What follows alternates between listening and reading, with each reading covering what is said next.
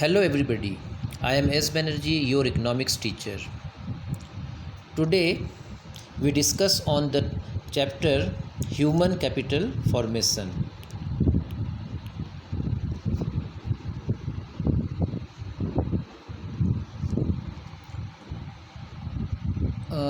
What do you mean by human capital?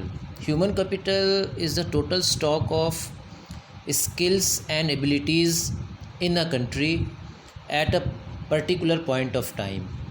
It means skilled workers, efficient engineers, scientists, doctors, teachers, lawyers. These are the form of human capital. Just as a country can turn physical resources like land into physical capital, like factories, similarly, it can also turn human resources like students into engineers and doctors. Society needs sufficient human capital in the first place in the form of competent people who have themselves been educated and trained as professor and the professionals. So we can say that the able and skilled persons are a resource for country, and we know that capital means that part of wealth which is useful to create more wealth in the future. So in the same way, the scientist can invent new things, the engineer can use the innovative ways. By this way, they can increase the wealth of society. So that's why human beings are also capital if they are able, trained, and skilled. Now, we should discuss regarding the difference between physical capital and human capital. Physical capital, it has physical construction. It can be seen, touched, and easily sold. So we can say that physical capital is tangible. On the other hand, human capital is intangible and it is not sold. Only its services are sold. Number 2, physical capital is separable from its owner. On the other hand, human capital cannot be separated from its owner. For example, you cannot separate the skill of a doctor from the doctor, or you cannot separate a lawyer with his skill of advocacy. Okay. Number 3, physical capital can be built by imports also. Human capital is built by conscious policy formulation of state and its expenditure. Number 4, physical capital creates private benefit only. It means it is beneficial only for the owner of the physical capital. On the other hand, human capital creates private and social benefits. Mobility. Physical capital is more mobile. It has more mobility. On the other hand, human capital has limited mobility due to restriction of nationality, culture, language, climate, etc., etc. So these are the difference between physical capital and human capital, and it is very important, and usually there is a 4 marks question on this type of differences. So I suggest all the students, it should be learned by heart, so you can write in examination easily. Now we discuss the difference between human capital and human development.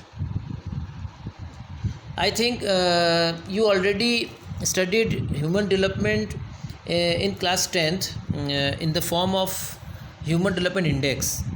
Now we should differentiate these two terms, human capital and human development. Number one, human capital consider education and health as a means to increase labor productivity. Human development.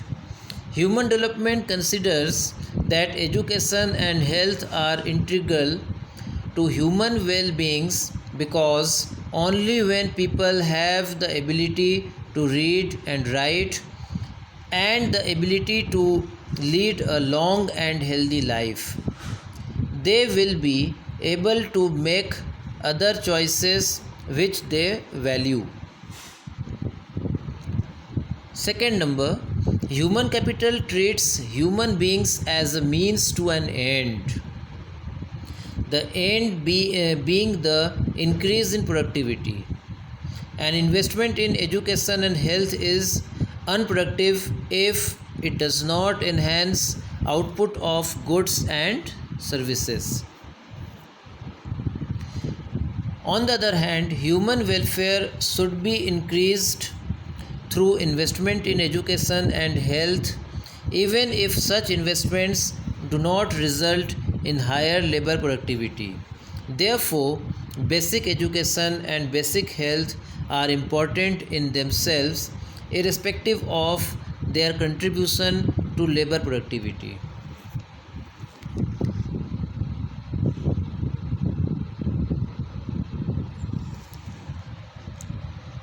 Now, realize the benefits or importance of human capital.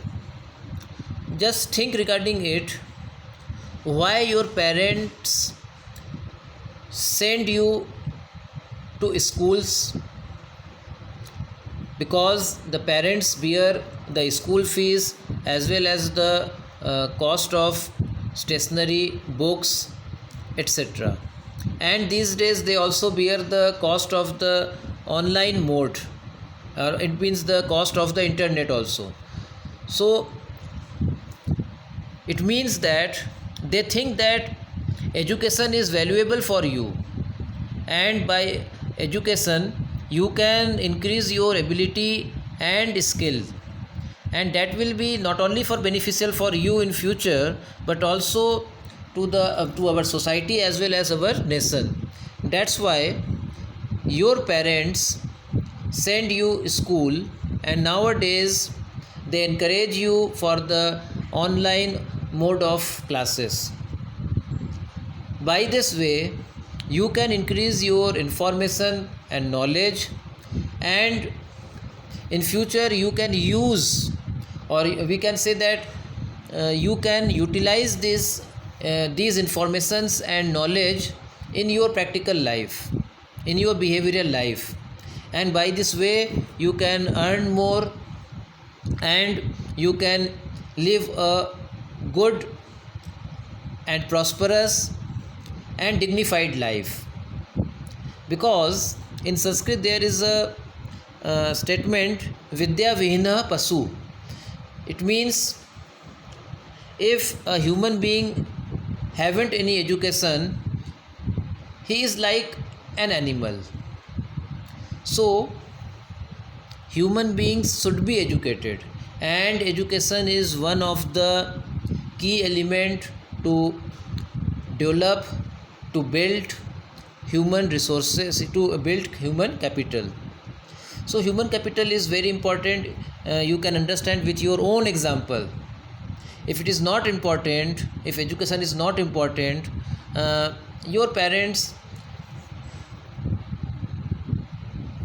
not to say to you that to read, that to study, that to write, that to attend classes, etc. So by this way, with your own example, you can understand the importance of human capital in your life, as well as it is very easy to understand, because it is linked with your own life. Because you need various types of skilled persons in your daily life, like plumber, electrician, carpenter, then after doctors, chartered accountants, etc. Because they are trained in their field, they are educated, they are informed. That's why they have some value in society, and that's why we pay for their services. So it is also a source of earning also.